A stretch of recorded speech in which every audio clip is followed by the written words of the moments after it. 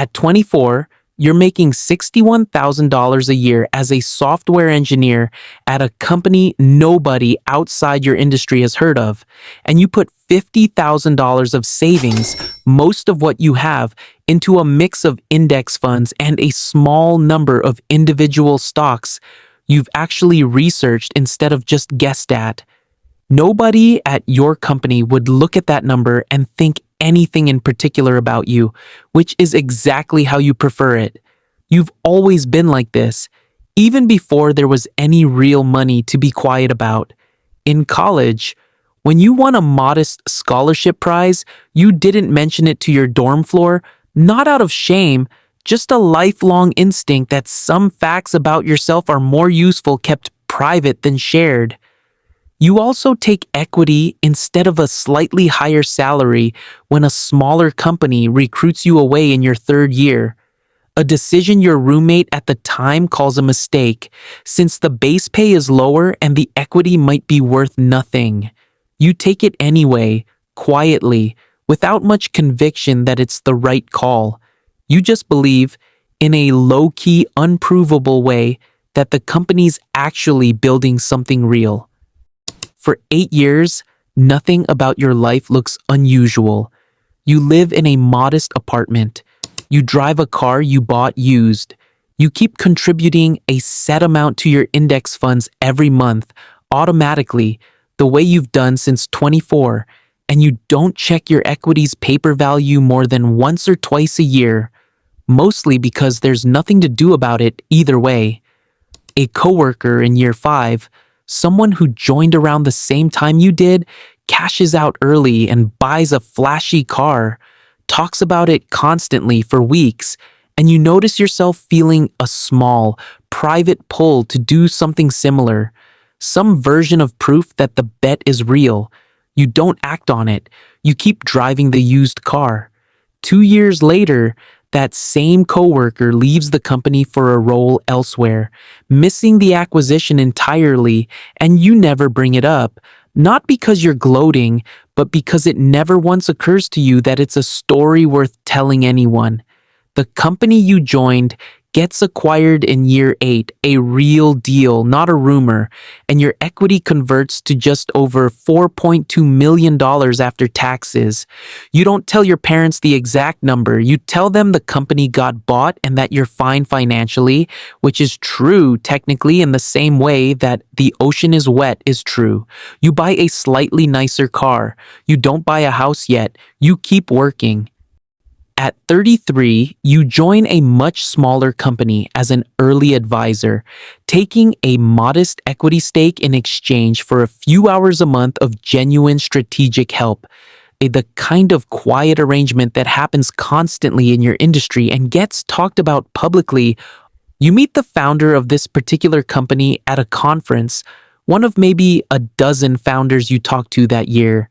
And nothing about the meeting feels especially significant at the time.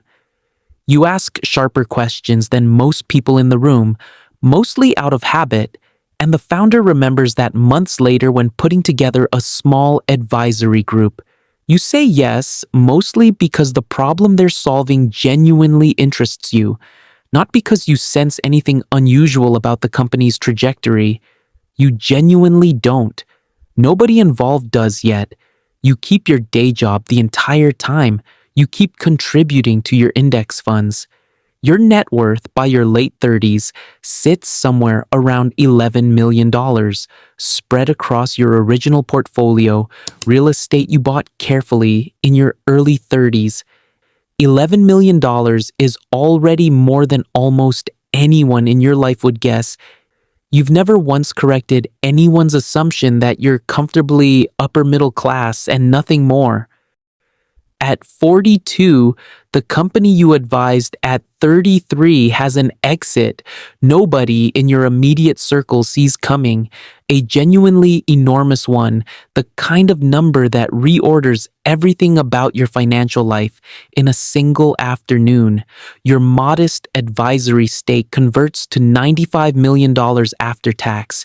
You find out on a Wednesday at your kitchen counter, reading an email that starts formally and gets less formal normal, the further down it goes, as if even the lawyer writing it couldn't quite believe the number by the third paragraph. You read it twice.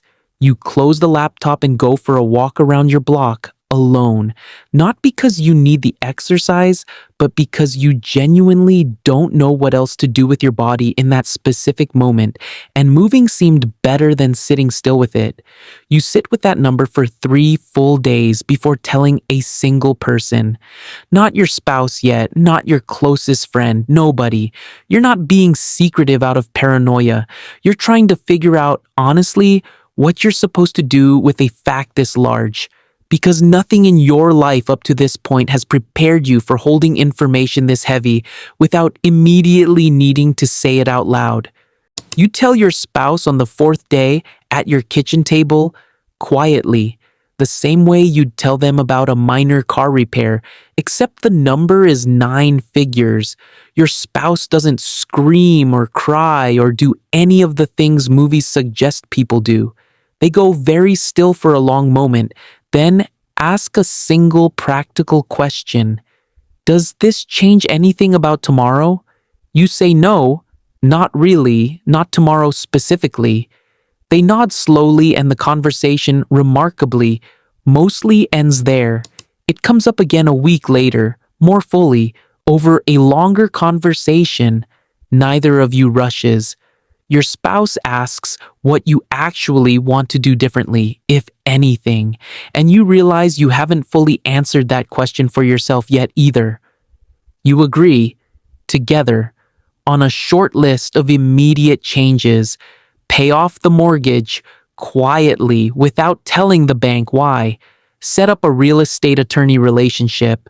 Say nothing to either set of parents for now, not out of secrecy for its own sake, but because neither of you has figured out yet how to say it in a way that won't change every future conversation you have with them.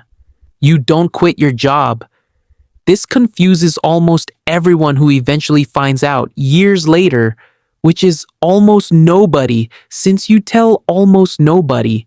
You like the work, you like the specific daily structure of being useful at something measurable, and $95 million doesn't change what you find meaningful about a Tuesday afternoon spent solving an actual problem. You do quietly stop taking a salary at your main job the following year, a detail your employer notices and never questions out loud, assuming correctly that you simply don't need it anymore. You hire one financial advisor, someone your attorney vets carefully, someone who signs a confidentiality agreement thicker than most of your actual investment documents. You do not hire a wealth manager who wants to manage your image, your philanthropy, or your social calendar. You want someone who moves money competently and says almost nothing to anyone about who you are. The interview process takes longer than the actual financial planning ends up taking. You meet with 6 advisors before settling on the 7th, rejecting 3 outright for the same reason. Within the first meeting, each one starts talking about the kind of profile, the kind of visibility, the kind of network access that comes with managing a client at your level, treating your privacy preference as a phase you'll grow out of once you get comfortable with your new life. The 7th advisor, an older woman who spent 30 years managing money for people who specifically don't want to be known, listens to your actual concerns for most of the first meeting and barely mentions strategy at all. You hire her within the week. At 47, your remaining advisory stakes and index holdings, compounding quietly under professional management, cross $270 million. You buy a house that year, a genuinely nice one, though not an ostentatious one, in a neighborhood where nobody's home announces anything in particular about anyone's net worth. Neighbors assume you're comfortably wealthy, the way a successful dentist or a mid-level executive might be. Nobody assumes the actual number because the actual number doesn't announce itself in the driveway. Your kids grow up without knowing the real figure. You tell them, honestly, that the family is financially secure and that money isn't something they need to worry about, without ever attaching a specific number to that security.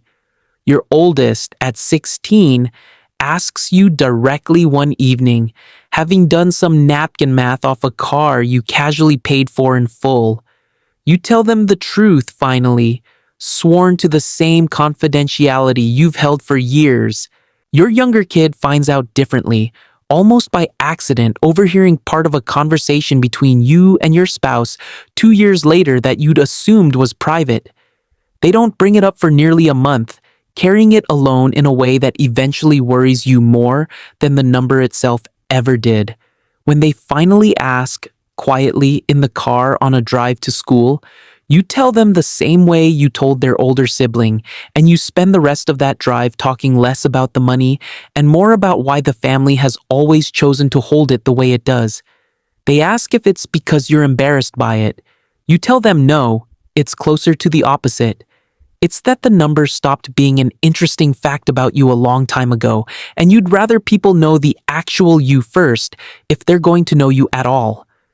At 55, a smaller third opportunity comes through, another early stake in a company two friends from your advisory years are building, and you write a modest check, genuinely modest relative to your total net worth, treating it the way you've always treated these bets.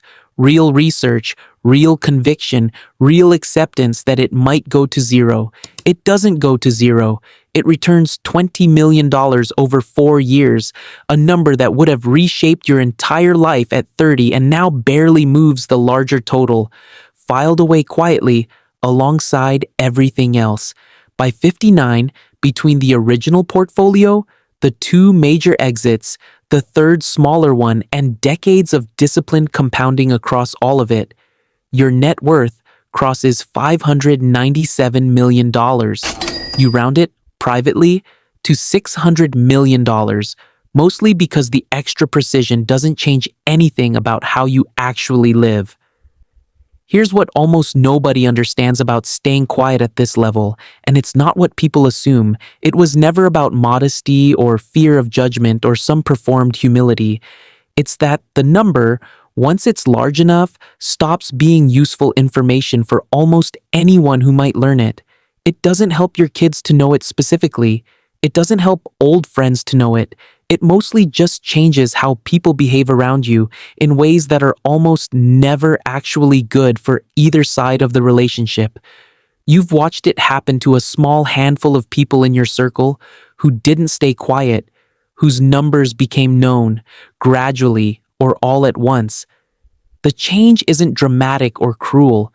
It's just a subtle, permanent shift in how conversations go, what people ask for, what they assume you'll say yes to, what they stop being honest with you about, because your money has entered the room before you have. You've decided, deliberately, for decades now, that you'd rather not carry that particular weight if you don't have to. One friend in particular, someone from your early advisory years whose own exit became semi-public through a press release he didn't fully control, tells you over dinner a few years later what it's actually been like. People he hasn't spoken to since college start reaching out with business plans. A cousin he barely knows asks for a loan disguised as an investment opportunity. Even close friends, he says, start subtly performing gratitude or humility around him in ways that feel less like friendship and more like management. You listen to all of it and feel, quietly, more certain than ever that your own choice was the right one, not because his life is bad, but because it's visibly heavier in ways yours simply isn't.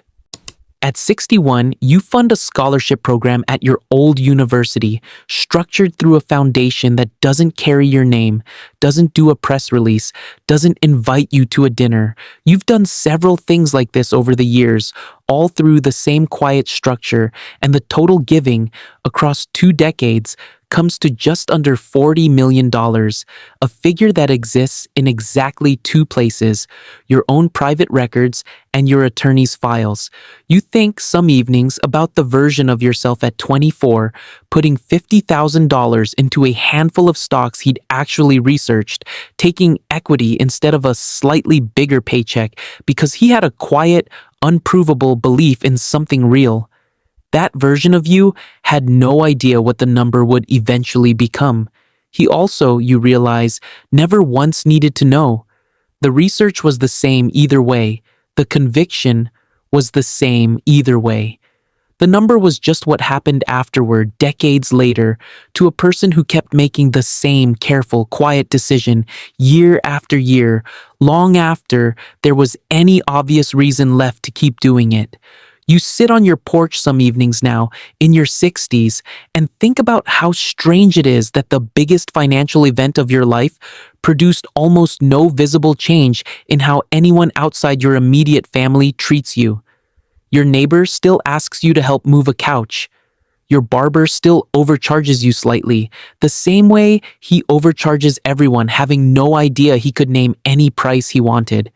There's something in that ordinariness you've come to genuinely treasure, a kind of protection you built slowly and deliberately, one quiet decision at a time, that most people in your position never think to build until it's already too late to build it properly.